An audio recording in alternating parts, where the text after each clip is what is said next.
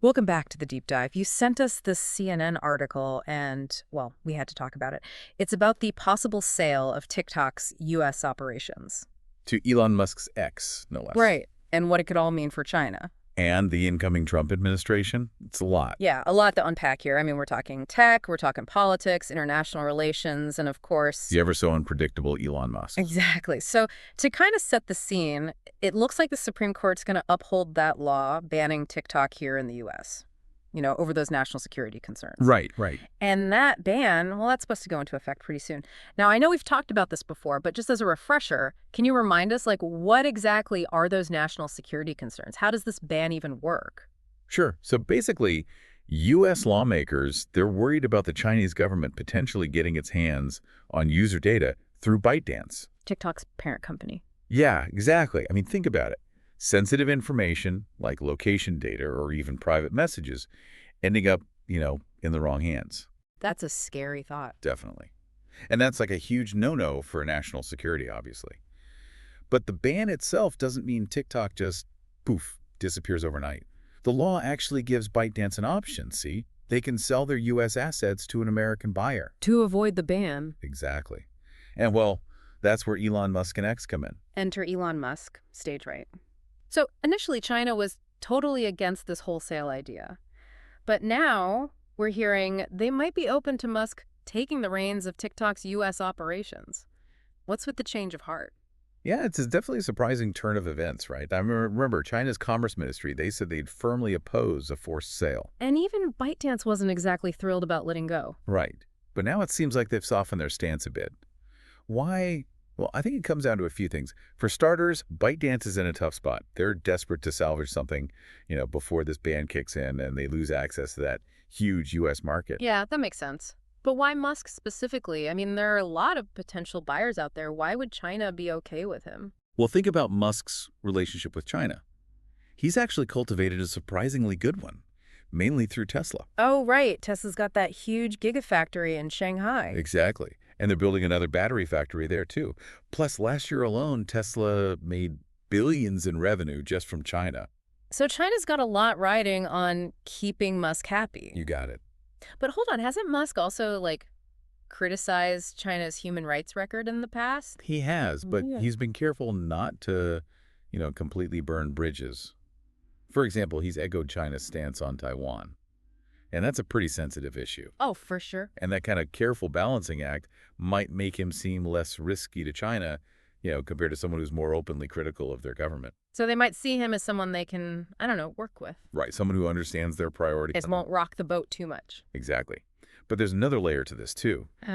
China might see this as a way to kind of, gain a little leverage with the incoming Trump administration, especially when it comes to trade. Oh, you mean like those tariffs Trump was talking about on Chinese goods? Yep. Having Musk, someone who has a history with Trump, in control of TikTok, well, it could give China a back channel. To smooth things over? You got it. Wait a minute, what history? Musk and Trump? Did I miss something? Oh, yeah. It's interesting. Musk actually donated a lot of money to Trump's re-election campaign. Wow, I didn't realize they were connected like that. Yeah, and he's even been on calls between Trump and other world leaders, or so they say. So there's a definite relationship there. And China might see that as a way to, influence things a little bit. So they might be using Musk as a strategic chess piece? It's a possibility. To get what they want from the Trump administration. That's kind of clever when you think about it. It definitely adds another layer of, intrigue to the whole situation. And it's not just about what China wants. This could be a big win for Musk, too. Okay, let's talk about that. What's in it for him besides, being an international chess master? Why would he want to buy TikTok? Well, for one, he gets to play the hero. Musk loves that free speech absolutist image. And rescuing TikTok from a ban, especially a ban that people are framing around the First Amendment, well, that plays right into that narrative. Makes him look good, you mean? Exactly. It's great PR, but it's more than just image, right? TikTok's huge. Oh, yeah, millions of users. And that means power. Imagine Musk with control of TikTok, with all those users, all that revenue. He'd be a major force in the social media world. He'd have a direct line to a massive audience. And he's already got X. Right. Adding TikTok to that, That's a serious power move. No kidding. And then there's XAI, his AI company. Think about all the data TikTok generates. All those users, all that activity. Could be a gold mine for XAI, developing algorithms, refining them. It's a perfect fit. So from a business perspective, this would be huge for Musk. Influence, reach, AI. But can't all be smooth sailing, right? There's got to be some challenges. Oh, absolutely. Let's start with the big one, money. Remember Musk's X acquisition? Well, let's just say it was a wild ride, and not in a good way. It put X in a tough financial spot. And we're talking about $40 to $50 billion to buy TikTok. That's a crazy amount of money. Can he even swing that? It's a big question mark. And even if he does, there's another potential issue. TikTok's users. People aren't exactly thrilled with how he's handling X, are they? Let's just say his management style has been a bit controversial. People are talking about leaving X, worried about what he's going to do. And it's not just talk. That article you sent, it has some pretty strong reactions from users. Some are excited about Musk, but a lot are worried TikTok's going to become another X. Exactly. And that brings up a really important question. Even if he gets the money, even if the regulators are okay with it, can Musk actually keep TikTok successful if he alienates a bunch of its users? That's the million or billion-dollar question, isn't it? For sure. So let me get this straight. We've got China maybe playing some high-stakes geopolitical chess. We've got Musk maybe eyeing a major power move. And we've got TikTok users caught in the middle, not sure what's going to happen to their favorite app. It's a wild situation. It really is. Yeah. So where do we go from here? What happens next? Well, I think the first thing is that Supreme Court decision, the one about the TikTok ban. If they uphold it, like everyone expects, that puts a lot of pressure on ByteDance. To make a deal, probably with Musk. Right. And then it all comes down to the money. Can Musk get it? And even if he does, can he figure out how to keep TikTok's users happy? And all of this is happening with U.S.-China relations already kind of tense, and with Trump coming back into office. Right. Buckle up, because this is just the beginning. This deep dive has been wild already, and I can't wait to see what happens next. Me too. This whole thing could totally change social media. It could change how the U.S. and China interact, and who knows, maybe even global politics down the line. So before we jump into part two, what stands out to you as the most, intriguing part of all this? It's the mix of ambition, national interests, and just the regular worries of everyday users. You've got these powerful people making moves on a global scale, but it's the millions of people who use TikTok who are going to feel the impact the most. That's a great point. We'll keep exploring all of this in part two of our deep dive, so stick with us. Definitely. Okay, so let's say Musk figures out the money part, and he manages to calm down all those worried TikTok users. There's still another big hurdle he has to deal with. You're talking about regulators, right? Yeah. I mean, this deal would be under a microscope, wouldn't it? Oh, absolutely. U.S. regulators are going to be extra careful with this one. Even if TikTok's got an American owner, they can't just ignore the fact that ByteDance is, still a Chinese company at its core. Yeah, we talked earlier about the potential for data leaks, and I know lawmakers are really worried about the Chinese government getting access to user data or even messing with what people see on TikTok. Yeah, you're right on the money there. That's a huge red flag for U.S. regulators, and Musk's got a tough job convincing them that this isn't a national security risk. So what would he need to do? What kind of guarantees would they need? Well, first off, he'd have to show a clean break between TikTok's U.S. operations and ByteDance. We're not talking about just changing the name, He's got to prove that user data is staying safe here in the U.S., that content moderation's totally independent of China, and even that those algorithms, the ones that decide what you see on TikTok, they're developed and controlled here. That sounds like a logistical nightmare. It's not easy, that's for sure. We talked about TikTok's algorithm earlier, how it's like the app's secret weapon. Can you talk more about that? Why is this algorithm so important, and why might it be a problem in all this? It all comes down to control and influence. Think about it. This algorithm, it's why TikTok's so addictive. It watches what you do, every click, every scroll, every pause, and it figures out exactly what you want to see next. That's why you can spend hours on TikTok without realizing it. Yeah, it's like it knows me better than I know myself. Exactly. Yeah.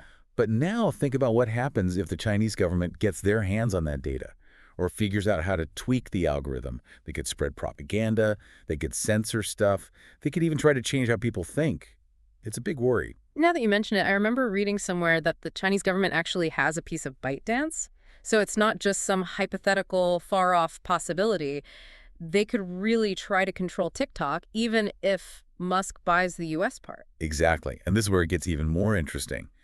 China might be willing to give up some control, make concessions on the algorithm or something if they think it'll help them in the long run. You mean like if it smooths things over with the Trump administration or helps them with trade You deals? got it. It's like a big poker game, and everyone's trying to figure out how to play their cards right. And in the middle of all this, you've got millions of TikTok users just trying to share funny videos and connect with each other. It's crazy to think that an app like that can get caught up in international power struggle. Oh. It shows how business, politics, and technology are all tangled up together now. And it makes you think about the role people like Elon Musk play in international relations. It's not how things used to be. Yeah, it used to be just governments talking to each other, but now you've got these tech billionaires with all their money and influence jumping into the mix. Right. It makes you wonder if they have too much power. It's a valid question. I mean, who voted for Elon Musk to represent the US or negotiate with China? What's stopping him from putting his own interests ahead of everyone else's? It's a slippery slope. Mm. Maybe we need stricter rules to keep these tech giants in check. I think you're right. This whole thing with TikTok, it shows how blurry the lines are getting, and the stakes are high. Speaking of high stakes, this whole thing's been unpredictable so far. What do you think's going to happen? Is this deal with Musk a done deal? It's hard to say. There are a lot of moving pieces. It could fall apart. Regulators, money, politics. Any one of those could throw a wrench in the works. It's like watching a tightrope walk. Will Musk make it across or will he fall? Who knows? He's great at making deals, and he does like to defy expectations, but he's also known for taking on too much and making rash decisions. It'll be interesting to see what happens. No kidding. This whole deep dive has really shown me how complex things are. How technology, politics, and individual ambition all play together. It's like a real-life thriller. And don't forget the human side of it. In the middle of all this global maneuvering, there are real people, millions of them, whose lives could change depending on what a few powerful people decide. It's a good reminder that technology isn't just about algorithms and money. It's about people, and they're the ones who feel the impact the most. For sure.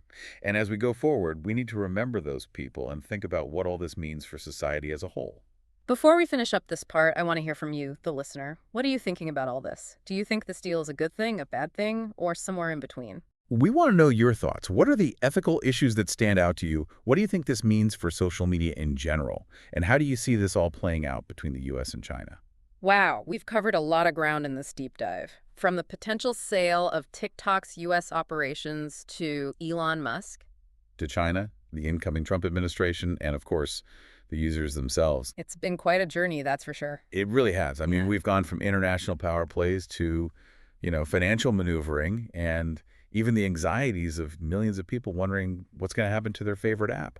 And I think one thing's become really clear throughout all of this. What's that? This is way bigger than just a business deal. You're absolutely right. This whole thing raises some really big questions about technology's role in our lives and how the lines are getting blurred between tech, politics, and global power. It's almost like we're watching a shift happen, where tech giants like Elon Musk, they have as much influence as some countries. It's fascinating, isn't it? And a bit unsettling, to be honest. We're so used to thinking of governments as the main players on the world stage. But now you've got these super rich individuals who can use their tech empires to shape what happens globally. It's a new world, that's for sure. And this TikTok situation is a perfect example. It's not just about whether Musk can buy it or if regulators will let him. It's about him potentially, mediating between the U.S. and China, shaping public opinion, controlling information on a massive scale. And that brings up a whole bunch of ethical questions, doesn't it? Like, who gets to decide how these powerful technologies are used? What's there to stop them from being abused? And who's responsible when things go wrong? Those are tough questions. And honestly, I don't think we have the answers yet. This is uncharted territory, We're still figuring out how to deal with all of this with ambition, corporate interests, and national security all mixed together. One thing's for sure, though. We can't just sit back and watch. We have to be part of this conversation.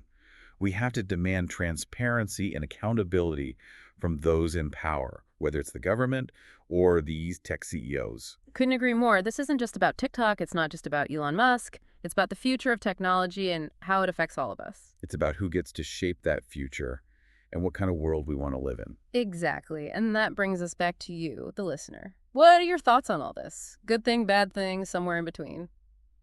We want to know what you think. What ethical concerns are on your mind? What do you think this means for social media as a whole?